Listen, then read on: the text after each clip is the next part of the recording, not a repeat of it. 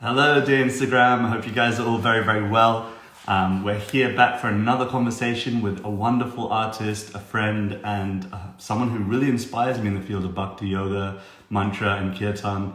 His name is DJ Drez, and we're really excited to have him on as part of this conversation. As you're tuning in, let us know where you're tuning in from. I'm just going to add him into the conversation before I give him an introduction. Joining.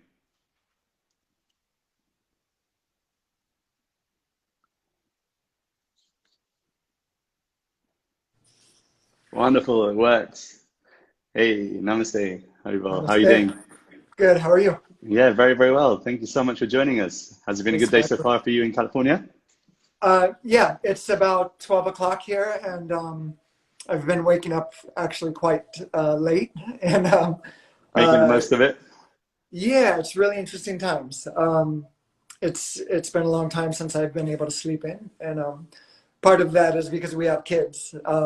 So my body naturally wakes me up around 7 a.m. Wow, But it's been very interesting.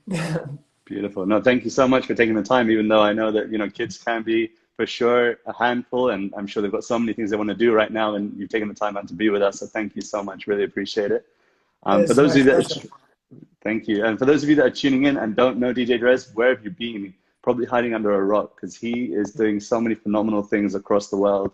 He's a producer, musical director, sound ambassador, and I'm falling in love with his music. And he's doing so many wonderful things to spread good vibes across the world. His name is, of course, DJ Drez. And as you guys are tuning in, please do show some appreciation, some love in the comment section. Hit that love button so we know that you're there. But thank you again for being with us. And I noticed that your music has this beautiful tinge of mantra, of devotion and spirituality. But I wanted to see, before we get into that, how did it kind of start with you and music? Where was your relationship with music and how did that start? Music for me was music was here for me since I was a little kid. I mean, before I could remember. Um, Wow. but I grew up loving like Michael Jackson and stuff like that. And I remember breakdancing at school, like during whatever at lunchtime, we'd bring out the cardboard and stuff like that. Um, so I always loved music and dance. I can't remember when that wasn't there for me. And Mm. probably around the age of maybe 15, I was getting really interested in DJing, and Mm. it was because of dance, and like being a hip hop kid, and Yeah. so uh, without going too deep, I probably started DJing like around 92, 1992, Wow. something like that. And Yeah. I DJ'd my first club in 1993, Wow. and I toured with, 27 years. yeah, it's Oh my crazy to hear God, it that's like that. amazing. Yeah. Um, and so for many years, I started touring with hip hop groups and bands, and and the thing about hip hop is it samples music from everywhere, Mm. um, literally all genres across the board. So there's um, there's a learning experience to be had if you're looking for it or if you're interested in diving deeper. And Totally. so around that time, also like when I was started DJing, and even before that, the late '80s, early '90s was when I was getting like really deep into hip hop. And Mm.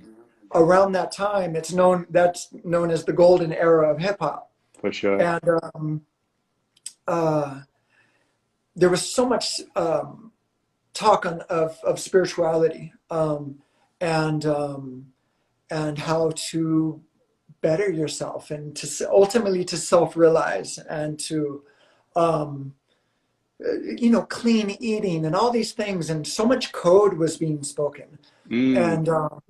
and there was a lot of talk about Islam and Rastafari, those two things specifically. And Rastafari like was something like that lifestyle came at me. It really made sense to me.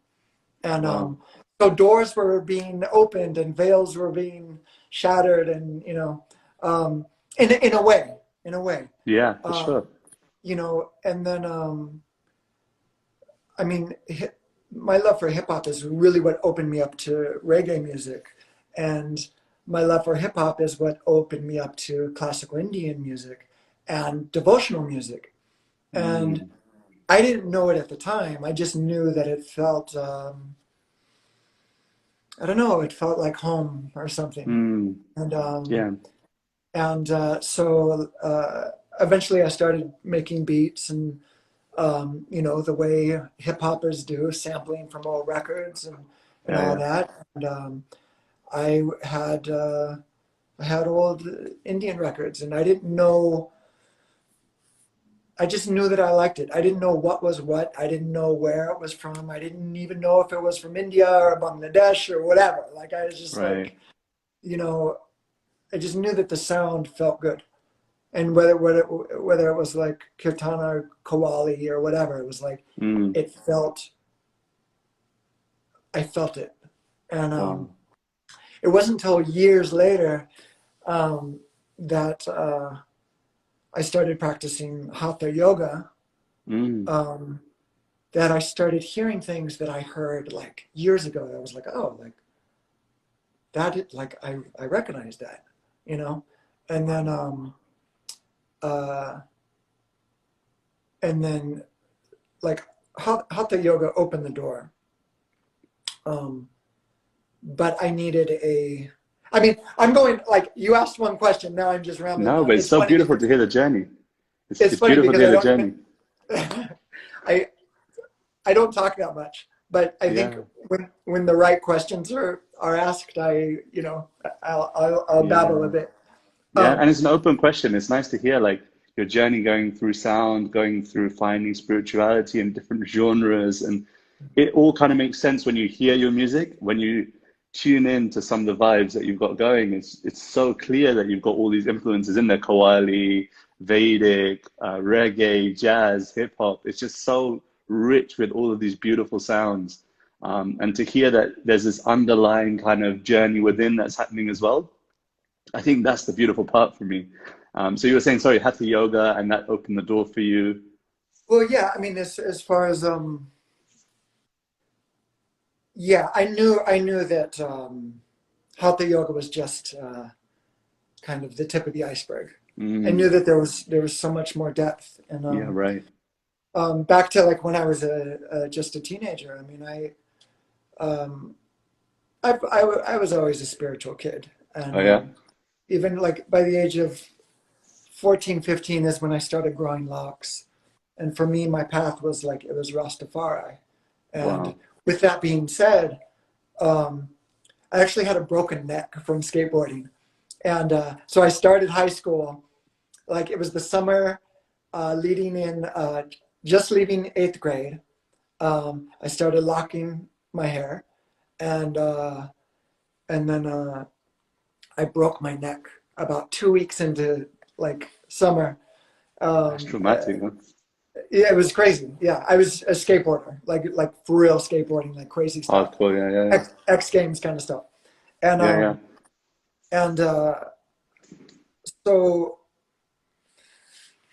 I couldn't do PE, like the physical part of whatever, and so I went to the library every Mm, day, and I was searching for things on Rastafari, and I was also coming things across like old pictures of like the Kumbh Mela and wow. sadhus running to the water and all these guys with locks. Ballads, yeah. So I knew there was a connection. I'm like, oh, these are like Rastas in India, you know, and so I probably shouldn't have been doing this, but I was ripping pages out of books and stuff.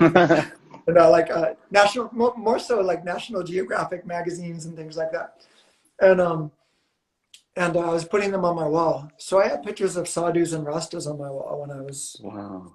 just a kid. And Before it was cool. yeah, yeah. And it just it made sense to me. And so Yeah. years later, the whole yoga as yoga was being more and more accessible and accessible. Accessible yeah, is the word. Yeah. yeah, I this is something I talk about. Just it's just that like I had judgment and I didn't know because it seemed like you had to have money, you had to be mm, a woman and have some money to be able to do it. totally, And I had a lot of judgment around it because I was just like, what does this have to do with being someone who gives up everything for God? And yeah, in my mind, you know, um, like I thought that, you know, I just, in my mind, sadhus created yoga and yeah, Lord Shiva, and this is a spiritual practice. And what are right, they really practicing yoga? And so my wife talked to me into going to my first class. And I went, and there was something to it. It was okay. And then I went to another and another and another. And then I found a teacher that was just like, oh, this feels like that the balance of yeah, the mind-body discipline, uh, um, not just a physical practice, but not only the discipline with, I guess not only the discipline, but I guess the patience and compassion and the mercy of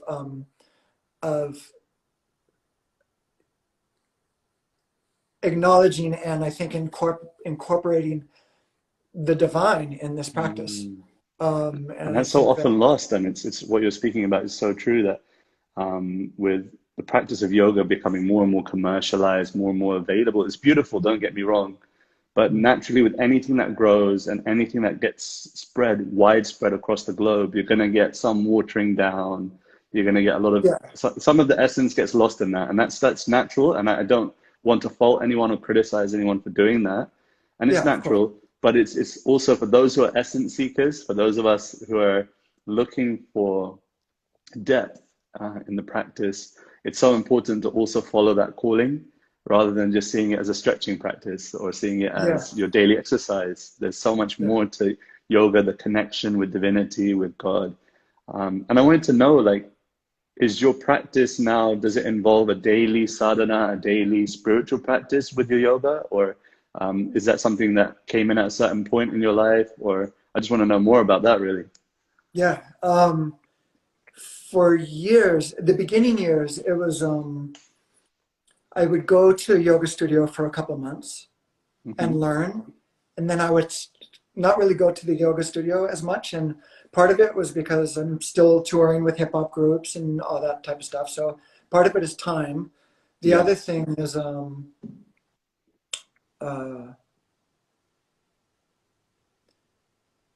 the other thing is money. Like it Mm. was expensive, and I just we didn't have as much. We weren't doing that well at the time, and Hmm. um, and the other thing is I wanted to. I was treating it like class, Mm. and I think a lot of people miss that. As I went to yoga, and then or I went to class, and then I would then go and practice in parks or at home by myself and Mm. spend as much time by myself as possible. And around that time, my son, we have a 15-year-old son and a 2.5-year-old daughter. Um, Beautiful. so a big spread out. But my son, he had just started preschool around that time, I think. So I was able Hmm. to drop him off and go to the park. And I would find a nice tree or whatever, go to the beach. And I was living in like Venice Beach area.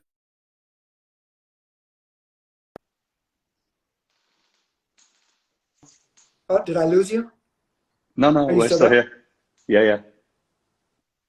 Can you hear Okay, us? cool. Sorry, Yeah. the camera froze. Okay. I could hear you. Yeah.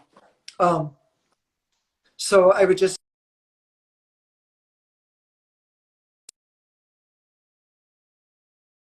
um, uh, sorry, I can't tell We're if back. I'm losing you. No, we're here. We're here. You're I okay. just Okay. lost you for a second there, Okay. but now I can hear you. Okay, cool. Um, ultimately, what I'm saying is just that that's the way I started. So my home practice, my practice outside of a yoga studio, that it started back then. And now, I guess my point is that now I really want to have a regular practice. One where I have a certain time, like whatever it is, every morning, and you know, there's a lot of value in that. With that being said, having kids that aren't going to school, and before all this, COVID-19 stuff, I was on a plane almost every weekend, and That's phenomenal. sometimes, yeah, sometimes sleep just needs to be before everything else. Um, and No, take the time. I mean, I think just taking the moment now to really try to be nourished in solitude as opposed to going at life 100 miles an hour. And it's so important to see that now is not a beautiful time where nothing is a rush, nothing is urgent in that sense. There are some things that obviously like we're duty bound to, but that life in yeah, general right now is in such a serene, nice state that we don't have to feel obliged to reply to people immediately. We don't have to reply to that yeah, email like at the 10th of a second. You need to now see this as a time. We're all seeing this as a time, and I'm actually super enjoying it. Like I know that coronavirus doesn't discriminate in terms of our bodies, but it does discriminate in terms of our privilege because some people don't have the opportunity, and that's valid. But for those of us that, even for example, some of you that are watching right now, we're so blessed that we've got Wi-Fi. We're sat here listening to spiritual discussion among a wonderful association such as djdrez, and we're in a position now where we can take time to reevaluate, reflect, practice on a daily basis something. So it's so wonderful to hear. And I know that a lot of your music has influence with mantra. Are you an avid chanter? Do you like mantra? How did that influence? How did you first get into mantra? That's the question. I know that you mentioned about the library moment, but was there any moments or experiences with mantra that really speak out to you? yeah. Oh, so, well, okay, well, that's what I was gonna say. Is my Oh, okay. regular practice now is just, it's kind of throughout the day. Mm, Um, Mantras are swirling almost always, mm, uh, and I do make it a point to do, even if it's 5 minutes of asana, something, or whatever, nadi shodhana, breath, whatever, mm, something. Um, but I would say mantra. Uh, I don't remember what year it was exactly. Whatever, when I the first mantras I first were taught were like Asatoma and yeah, Gayatri and yeah. Mrityunjaya, and with that being said, I'm like, most of my life I've spent in the Venice Beach area in California, and Mm. I don't know if you know. Have you been there? No, unfortunately not. But I'm coming, Okay, don't worry. Soon enough. We'll so connect in person. yeah, so historical Krishna temple, the Watseka temple, the Venice Hmm. temple, um, is there. Um, and so I remember always, being at the beach, whatever, on my skateboard or, whatever. Hmm. There were always, Krishna devotees around. And so I could hear, Hare Krishna echoing throughout, my past, And so uh, for me, I mean, mantra makes sense. I think that sound is very important, Mm, and that the acknowledgement of Om within the practice mm, uh, is like, I don't take it lightly. It feels mm, it's part of the practice that should be practiced, um, and not to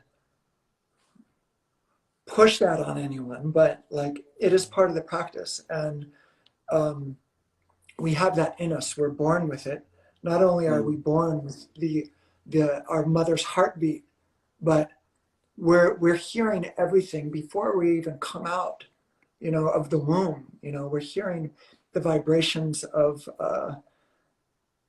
all the emotions that our parents go through, and the music Yeah. they're listening to, and Yeah. again that beat. You know, uh, like even before yoga, chant. I would chant without words Mm. in Rasta, like traditional Rastafarian drumming. Um, it's called Nyabingi drumming, and literally it's a heartbeat. It's just prum prum prum prum. I almost on every album I have a Nyabingi beat, and not everybody would know that, um, That's but amazing. that's acknowledging that part of my um, my life, and acknowledging what opened the door to um, something that is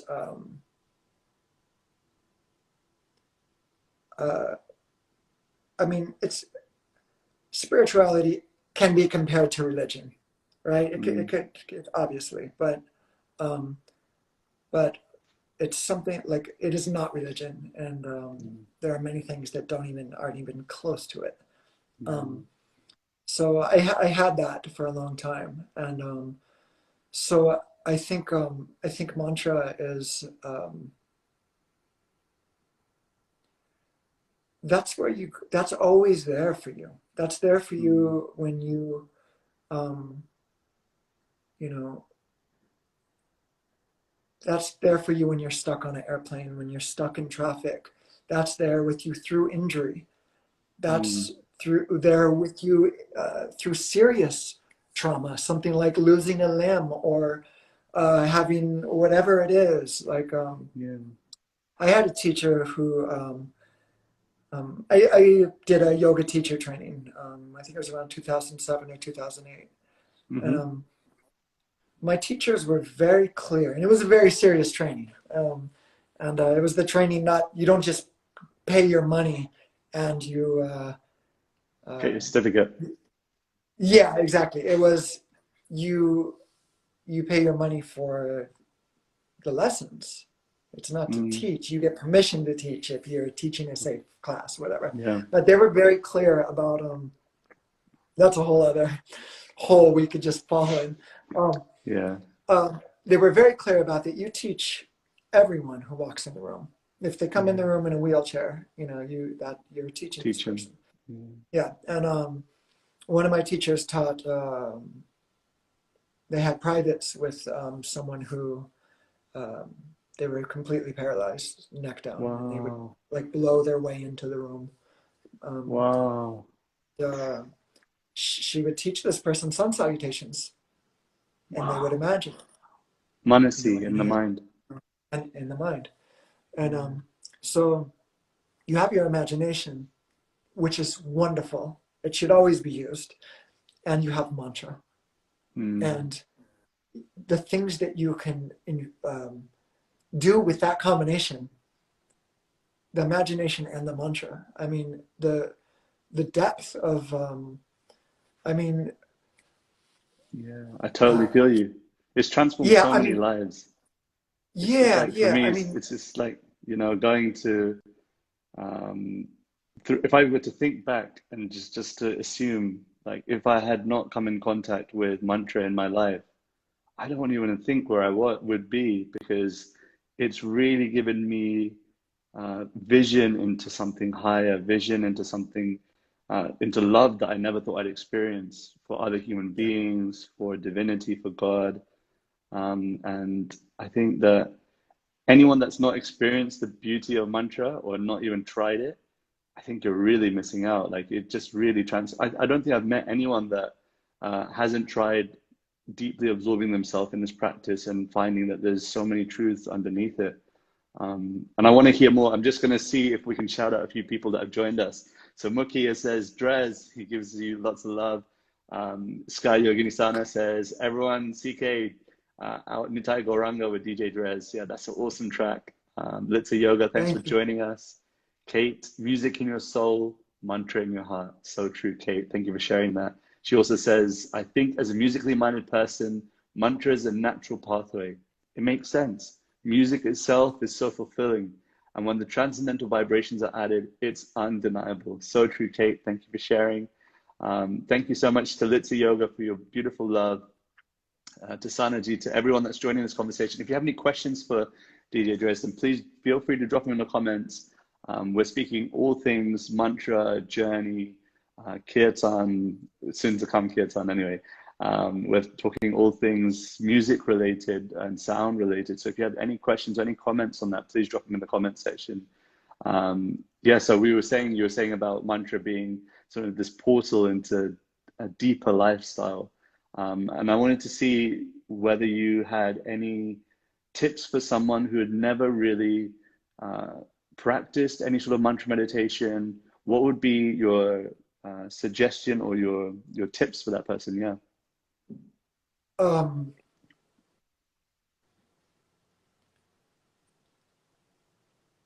I think being open is the number one thing. And I think Yeah. if they were interested in trying that, that shows that they're open. So um, simple is okay. Simple can be just as powerful as the most complex. And whether it's, if you're just chanting Om, Om, Om, Om, Om, Om, Om, if you're just doing japa and just chanting Om, it can be just as, I don't want to start any controversy, but, it can be just as powerful as the complex mantras. Practicing the Chalisa or something, Yeah. And I think that to acknowledge also that for the people who are just so heavily asana based that they're like, oh, that they think that that's something else. My family's about to walk in the door. It might get a little noisy. I'm looking forward to I'm looking forward to seeing them.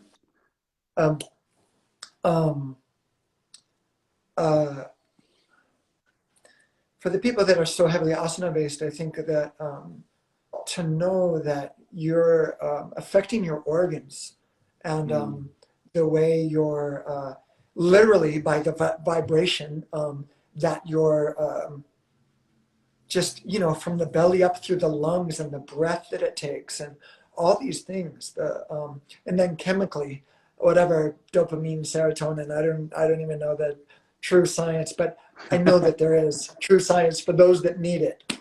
Yeah. But my point is yes, it's amazing for the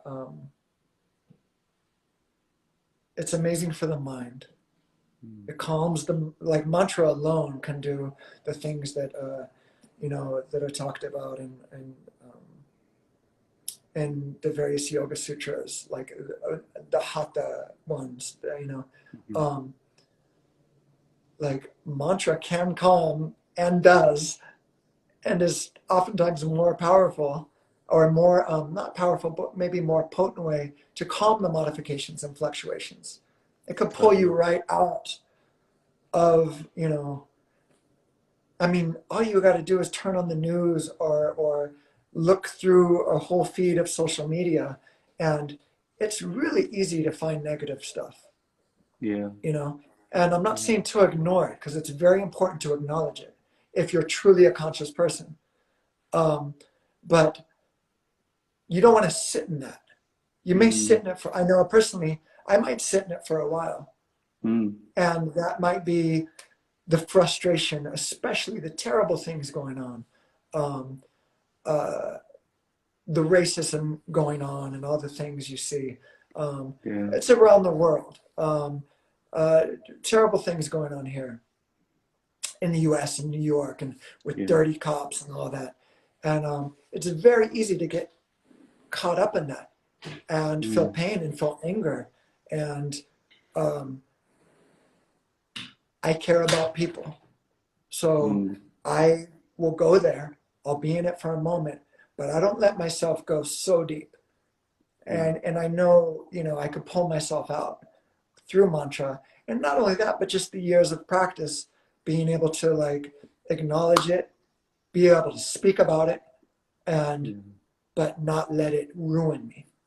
yeah. And It's almost like the saying mantra, that comes to mind when you're speaking about um, being conscious that we are in this world, but not of this world.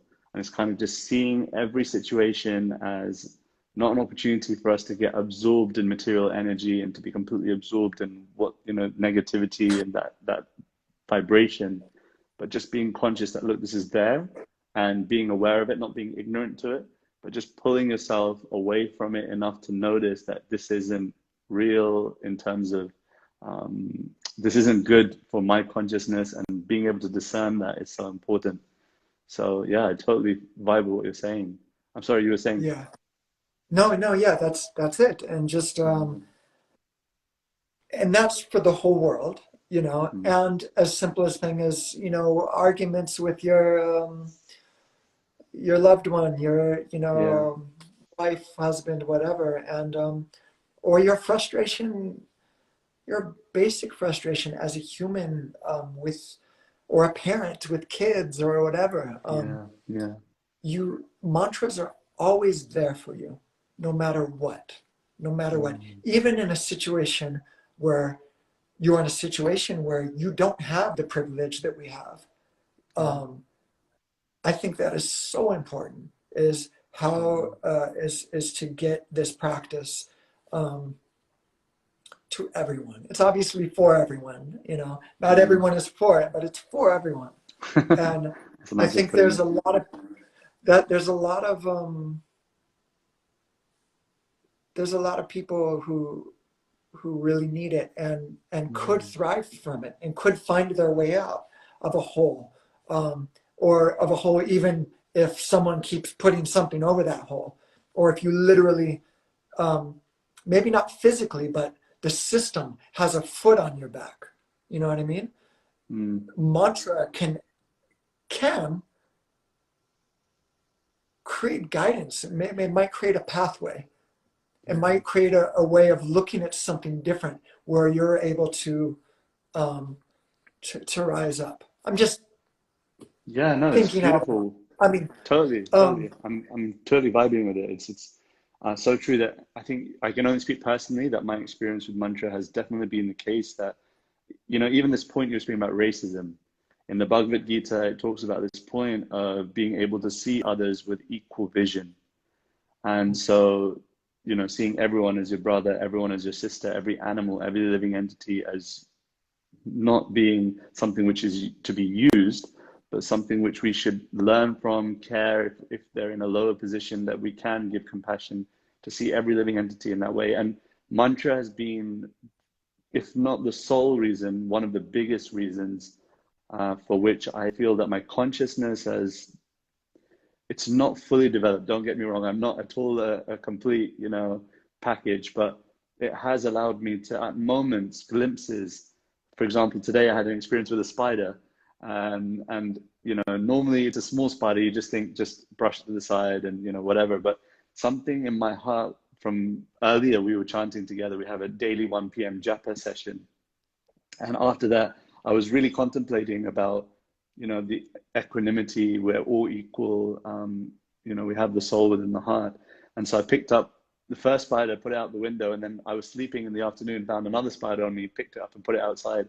And it was not because of any habit, but more because I was just trying to be conscious that this is a living entity.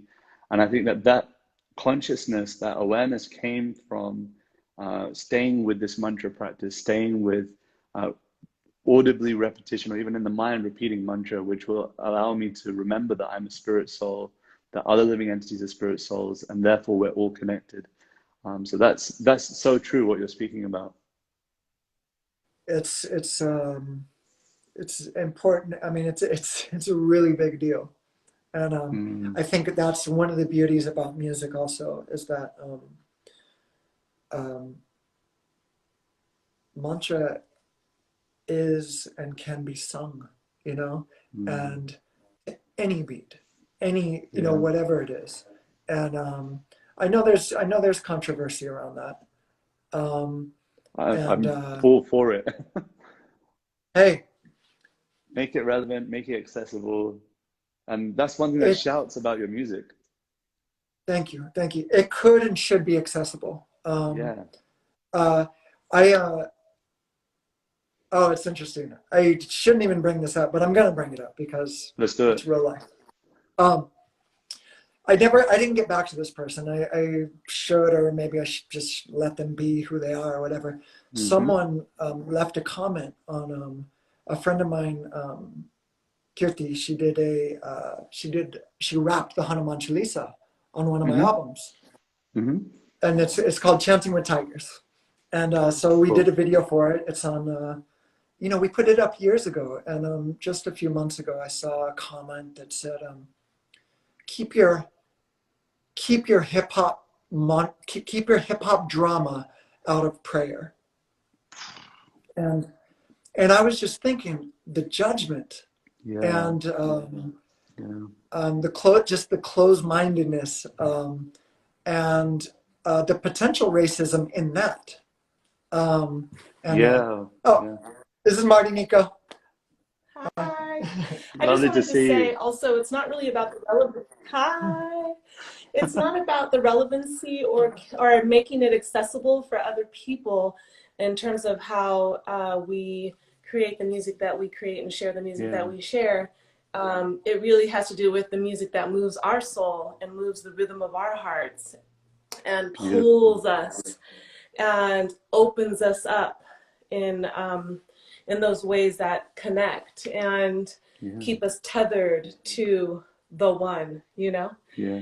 Yeah. It's this point So, that and comes if that across means that it's, that yeah, and if it becomes accessible, then it's accessible. If it's um, more digestible for some, then it's more digestible for some. And it expands us in a way where we can hold it all. So we don't have to be limiting in that yeah. way, especially with mantra and music.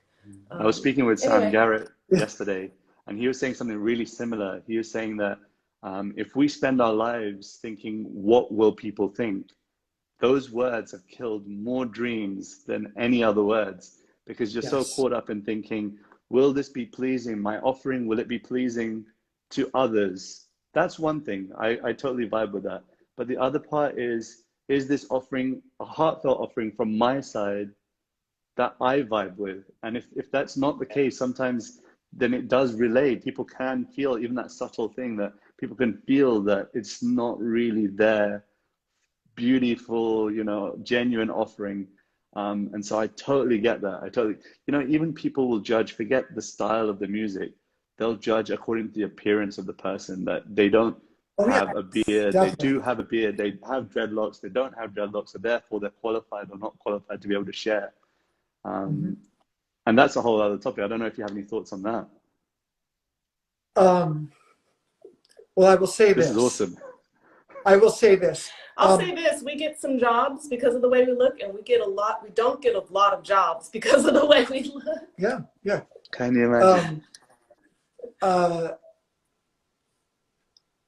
well, okay. I'll say this also. Just that video. It's an Indian woman, and I may be wrong, but I think it's a very good chance that that comment is from a white person. You know what I mean? There's Wow. there's a lot of passion around people who are new to someone, to something, you know, or it could be the opposite. It's old to them and they're just stuck in their way, or Yeah. who knows what it is. But my thing is this: if you know any of the stories of Hanuman or the stories of Mahabharata or whatever, or if you look at any so many movies, whatever, like just, I mean, there's just funny stuff and way out stuff, ridiculous things that are accepted Yeah. in India, you know, Yeah. and if you know anything about like the drama that does exist around it, like, I mean, I can tell this person so many things, but Totally. I think that I'm very careful about that on social media because we can't do this. We can't. I mean, we're doing this now on social media, but Yeah, it's so one-sided when you just post an ignorant comment and then someone tries to totally. defend themselves. You Totally. know. A story that comes to Um, mind is in the Ramayana, there's this beautiful pastime where, so for those of you that don't know the Leela of Ram and, you know, the whole battle that takes place in that, um, essentially there's a scene where Hanuman is helping to build a bridge going towards Lanka so that Ram can rescue Sita, good rescuing from evil forces, etc. So Hanuman is throwing these huge boulders into the ocean to create the bridge. And he's really, you know, lifting these amazingly huge boulders, really shifting weight. And there's a spider that's alongside Hanuman, and he's flicking grains of sand. And in flicking these grains of sand, Hanuman looks at the spider and he says, "What are you doing? Like, this is, you know, you're not really making an impact here. Do you see the size of your muscles compared to mine, etc., etc., etc." And Ram stops him and says, "Look, it's not about the result, one, for sure, and two, discriminating people on their offering. It's not about seeing that this person is offering in this way and therefore it's right and it's creating big impact or whatever, and this person is offering in a small way and therefore it's wrong, or doing it in their way, doing it in this way, that way. It has to be that, and this point of criticism, I think we can talk about that next, is just don't do it, because what there's no even if your intention is good, if you're not the right person to say it, what you're saying is not truthful, and it's not right, not the right circumstance, just avoid criticizing others. It can save you a world of pain just to tolerate and love others instead. yeah, yeah, and create a world for yourself that you never knew existed if you actually had patience and tolerated and you know, truly. I'll tell you, man, being able to put myself in other people's shoes is, I feel like it's a true gift that either I practiced to learn about or was bestowed upon me. I don't know. But I have it. And sometimes it's frustrating for others, you know. But it's a big deal. It's a huge gift. You okay? So you said how has it affected us? So back to the how we look or whatever. Side note is I was once I'm trying to. I want to tell the story without throwing anyone under the bus. There was a yoga conference, and they had like a photo booth where you can take a picture, and it looks like you're on the cover of a certain yoga publication. You know what I'm saying? Yeah. So, and someone was like, they saw my picture, and I'm like, whatever, you know, doing whatever I do. And they're like, "Oh, Drez, like that's cool, man. You should be on the cover." And they were like, "You should be on the cover for real." I at the time I was standing 2 feet away from the editor-in-chief of that magazine. Wow. And I said, "Hey, you hear that?" And she was like, "I would love that so much." And she said, "It will never happen." And we didn't go into the depths of it. Well, she talked a little bit. She was just like, "Man." You have several things against you. Yeah, there's a couple different things. Yeah, the locks and so that was just okay without going all into that one. Then there's another magazine, yoga, health, wellness publication, whatever. And they're just like straight up, you know what? When we put men on the cover and when we put people of color on the cover, we don't get as many sales, which is why the distributor tells us no men and not a lot of people of color. And I'm just like, and you guys can, like, you guys should have the, what is the, I'm trying not to. I actually cuss a lot. I'm trying not to cuss a lot right now. You're holding yourself back. Now go for it. Don't worry about it. Look, I'm just saying, like, it's up to them. Yeah. It's up to them. It's up to the publications and all these things. Like, if people don't see themselves in your ads and on your magazines and all these things, people will assume it's not for them. That's right. I was watching a documentary on music the other day, and they said something about people like to buy themselves. Yeah. People like to buy themselves. So Justin Bieber, for instance, okay, this is like, you know, there's a large amount of just as talented, and mind you, not to say, like, not to acknowledge talent and all that. Like, Justin Bieber deserves his thing. He's great. He's not my thing, but, like, you know, but because of the majority of people that have money, he looks like he's the one who blows up. Yeah. I'll just say it like that. You know what I'm saying? Totally. So, totally. It is really up to us, the people who have the privilege, and the people who run things like magazines and clothing lines and all these things, to, you know, you're supposed to be part of the conscious community. Like, truly be conscious. If you want the world to be a better place, that's for everyone. Yeah. We're now, not when it's more appropriate for you or your company or whatever. It's now. You know what I mean? Yeah, and it's also like, the thing is with accepting judgment or criticism, there's nothing we can do to control other people's thoughts, other people's decisions when it comes to representation. Like, we can't do anything about that. But one thing we all have control over is our reaction, and how we react to it, how we tolerate, how we deal with it with love. Because I think that that's such a character forming thing. I'm a big believer that life doesn't happen to us, it happens for us. And that every moment, you know, not even a blade of grass moves without the sanction of divinity. But every moment, every instance or experience can be a moment of learning, a moment of character building. And so, even though I totally vibe with, you know, this point that representation needs to be equal, and we need to be the beacons of that representation ourselves before expecting it from others. And I think it's also a case of our reaction is in our control. So it's so beautiful you're speaking. I want to read out some things here that are being said. Yoga with Vina says, yes, it's so true that people of color and sales, it's like they're intimidated by me as an Asian yoga teacher, freaks them out as being the industry of yoga. Kate says, people don't know what they like, but they like what they know, I was once told. That's interesting. Wow. Yeah, Litsa Yoga, this is for me, my concern with where yoga is going. It's so real. Thank you so much, guys, for sharing this. It's such a real topic, and there's a lot of love and appreciation coming in about these.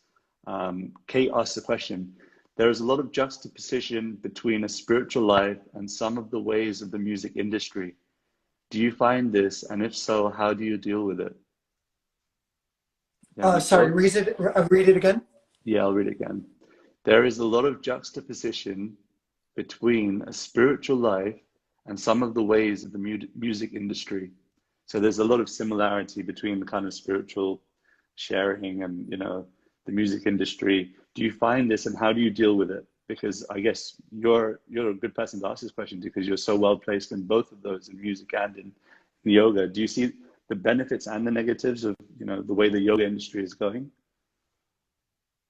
Totally. Like, it is so beautiful that a spiritual practice, whether people realize it or not, has become such a big trend. I heard, I don't know how many years ago, that the most posted or talked about thing on social media or the internet is yoga, which is really amazing. Yeah, it's phenomenal. So the amount of beauty you get from that is, and the importance, I mean, there's depths of the potency of the ripple of this being a trend. Yeah. And the other side is you're going to have companies that want to use it to sell something that is completely opposite, has nothing to do with it, whatever. And you're going to have a ridiculous amounts of watering down, dumbing down, and you know, it is what it is. People, we're strange, like we're strange beings, you know, like being in this body, and we do some stupid shit sometimes.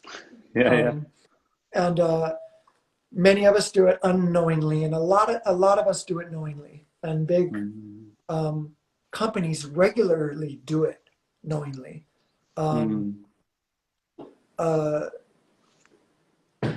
There's known things amongst conscious artists, and within the music industry, for instance, and probably in the yoga world also, but where it's natural, I guess, isn't it?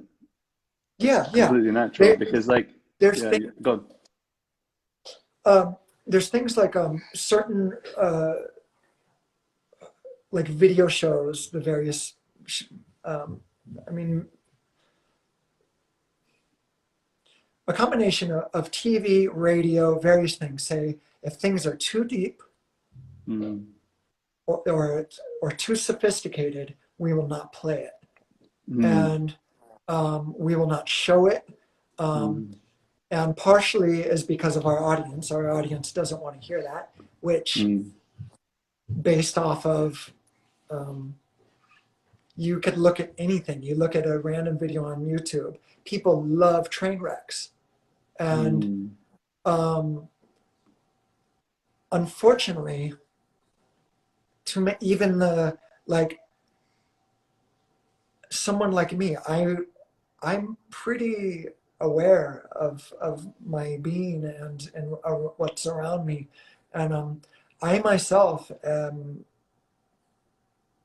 interested in, oh my God, what's going to happen? You know what I mean? This guy is standing on the edge of a building, and whatever, the parkour guys, or you know, all the crazy stuff. Mind you, because I come from a extreme sports world, like skateboarding was a big part of my life. I want to see somebody pull it off. And I want to see them pull it off with style. With that being said, there's something interesting about the other side when something goes wrong. And unfortunately, we're all too interested in it. You know, like, and unfortunately, the percentage of people that are walking around with blinders on, or people who are not interested in who they really are, and things that will make the world better. They're not interested enough. They're very caught up in pain. They're caught up in their story of pain. They're caught up in what will make them more powerful. You know, it's a really interesting. We're in an interesting predicament, you know, being human. And it's also it's not at all like a negative thing that yoga is blowing up, but also like you mentioned, the watering down is going to happen, and maybe the algorithms aren't geared up for seeing deep content there all the time, and so I think that there is also something there in the sense that for those who are really desperately searching, there is a beauty in the secret nature of the deeper truths of life. There is a beauty there. Like if it was widely available, I don't know. It's a question we could maybe do on another conversation, because I know the time is dropping out on us. But it's definitely the case. But I know, like I mentioned, we've only got 4 minutes left before Instagram cuts us off on this occasion, but I'm going to get you guys in for another one, because I think this is awesome. Like some of the things we're speaking about is really touching and so real. But if you guys want to, please check out, anyone that's watching this on the recording or live, please check out DJ Drez. His Insta handle's in the comment section. He's got a ton of albums out there. I'm falling in love with Dreaming in Sanskrit Part 1 and 2. Jatavit, the Lotus Memoirs. There's so many beautiful things that you're doing that I think other people should be connecting with. So please do go and check out DJ Drez. And yeah, let's make this happen. Before we go, we've got 3 minutes left before Instagram cuts us. Do you have any tips for our time? Anything that you feel other people who are listening right now, either live or on the recording, a tip for our time that people should try and be conscious of? Be conscious of stepping away from the consciousness that is not beautiful. You know, we're not just saying beautiful. We're not just talking about beautiful things. Sit in that. It's okay to sit with people that are talking about these things. Don't sit there watching all the bad stuff we're talking about. But if you could sit and understand that you're responsible to be awake, and you know, Krishna helps us remove the veil, or may give us the way, ideas of ways to do it. But wow, you do it yourself.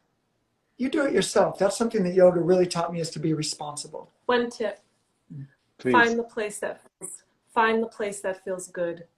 And if there's not a place that feels good, whether that's in the body, outside the body, you know, if there's not a place that feels good, find the place that feels the least bad.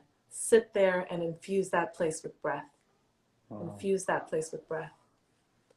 Wow. Begin to become familiar with what feels good. Become familiar with what feels good and live there. And side note, we're going to practice yoga and some kirtan this Sunday. So if anyone's interested, find us on Instagram. Please do join. What time is that?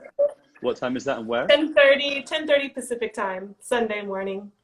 Sunday morning. So 10:30 is, it's quick math, 6 p.m. 6:30 p.m. UK time. Yeah. So please do, guys, join. Check that out on YouTube. It was such a pleasure speaking with you. It's the first time we're meeting, but it was really genuinely one of the best conversations I've had, because there was so much real depth there. And I appreciate both of you. Thank you so much for joining us. Thank you. Thank you for having us. No, it's a blessing. And I want to just quickly pray that may both of you remain fixed in your conviction to spread good vibes across the world through relevant music, through things that are moving you, through all the wonderful interactions you have. Let them be blessed, and let they be opportunities for you to share with thousands, if not millions of more people, because the world is crying out for it. And may all of you also who are watching, please kindly share your prayers and blessings with our dear friends, and that we can hopefully do this again sometime. I'd be really honored to be able to speak with you again. But thank you from my heart to yours. Thank you. Yeah, thank you. It's truly a pleasure. Yeah. Thank you so much. Haribol. Haribol. Haribol.